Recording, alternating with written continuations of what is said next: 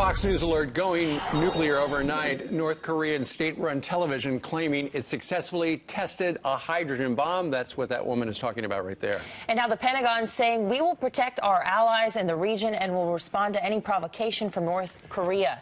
The U.S. and Japan now calling for an emergency meeting of the UN Security Council. Here to react is the presidential candidate, New Jersey Governor Christie. Thanks for being with us, Governor. Thank you, Anna. Is that a strong enough response? Well, listen, the problem here is that it's been a weak response by Barack Obama and Hillary Clinton for the last 7 years. 3 out of the 4 nuclear detonations that the North Koreans have done have happened on Barack Obama and Hillary Clinton's watch. And they have just not acted strongly at all around the world. This is just another example, piling on top of Iran, on top of Syria, on top of Crimea and Ukraine. This is what weak American leadership gets you. And Americans should be very, very concerned about this because we have a president right now who has no idea how to lead our country or lead the world. Well, let me ask something. I mean, we're not sure if they actually did it. We don't really believe everything they say. We'll find out if that earthquake or that seismic craft, the result, has anything to do with that explosion. But how would a President Christie handle it? We would have been in a much different situation, Brian, if I were President of the United States. But we need to make sure that we put together a coalition of folks led by the United States that tells North Korea that this kind of conduct is just unacceptable. And we have to be able to back it up.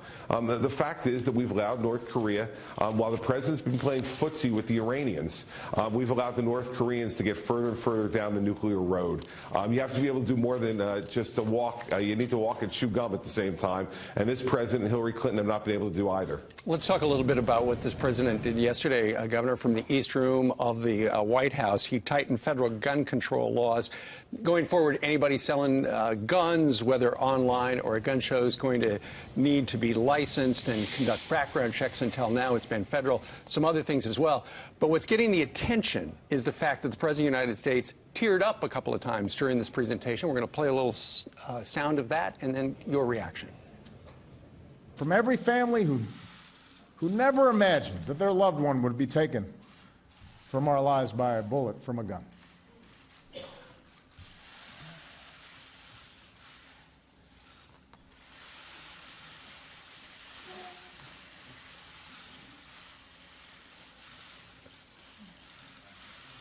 Every time I think about those kids, it gets me mad. And by the way, it happens on the streets of Chicago every day.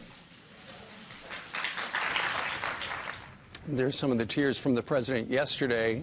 Governor Christie, your reaction to what the president is calling for? Well, listen, I wish that the president would channel some of that emotion and that effort into fighting crime on the streets.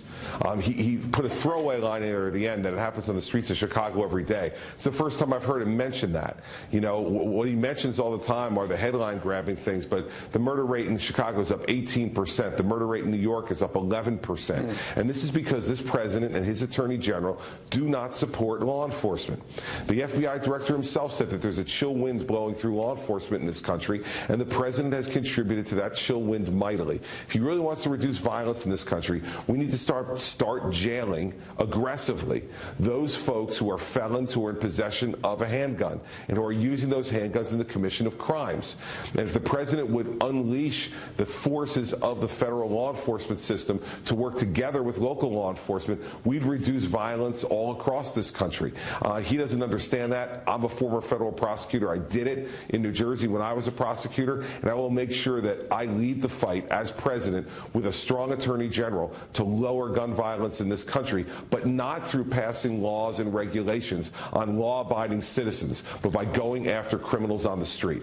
Some have said this is an effort by President Obama to make good on campaign promises, and he's worried more about his legacy than he is worried about our national security. Do you think now is the time to be restricting Second Amendment rights of Americans wanting to protect themselves? And same thing with Guantanamo Bay, releasing 17 bad guys. Is now the time to be doing that? No, I don't believe that's the time to do it. And I said very clearly that this past week that if I'm the president in January of 2017, Guantanamo will stay open and prisoners will not be released. We won't be trading prisoners for people who go AWOL. We won't be allowing them to go back out into the fight. 30% of the people who this president has released from Guantanamo, according to his own director of national intelligence, are now back out in the terrorism fight. This is outrageous. And the legacy the president should be worried about is he is leaving the next president and the next generation of Americans a dark and dangerous world that we're living in right now. And this North Korean explosion this morning is just another example of it. And so that's the legacy the president should be worried about. And let me tell you, this foreign policy that has led to this was crafted by the woman who wants to be his successor, Hillary Clinton, and she needs to be held to account for it. When I'm the nominee, I'm going to hold her to account on that stage this September. I know you released an ad today calling on Republicans to unite against Hillary Clinton because she's likely to get the nomination. But didn't you on Monday, Governor, come out and say showtime's over, kind of insinuate, sober up, stop following Donald Trump, who's a showman, and go for a real person like yourself? No, that's not what I said at all, Brian. You should read the text of the speech. What I said was that it is now game time. It is now ready for us. It's time for us to unite as a Republican Party, and I made a strong and clear argument for my candidacy for president. I didn't mention any other candidate in my speech. I talked about myself and why my candidacy is the best one. The Americans need a governor who has governed in a tough place with a Democratic legislature, because if you think it's going to be any easier in Washington, D.C., it will not be for the next president. And so that was my point. Well, today's a busy news day. We've had plenty of things to talk to you. Governor Christie, thank you very much for joining us today live from Portsmouth, New Hampshire.